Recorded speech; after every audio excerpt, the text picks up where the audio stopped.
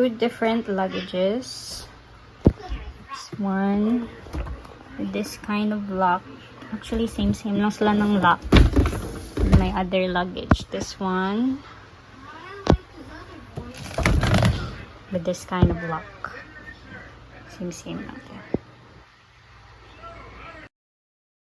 All new luggages have 000 in their codes, so we're going to change this. Here's how you can change the passcodes of your luggage lock. Currently, it opens at 000. So, in order to change it, you need to hold this and this red button here, pull it down. There. Pull it down. Okay, once you do that, you can let go of this and you can set it the way you want it to set.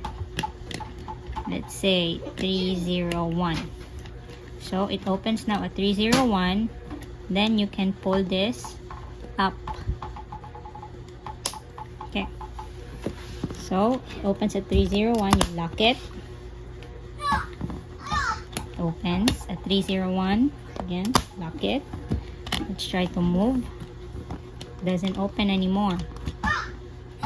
So set it to 301. Opens. There you go. Thank you for watching. For more.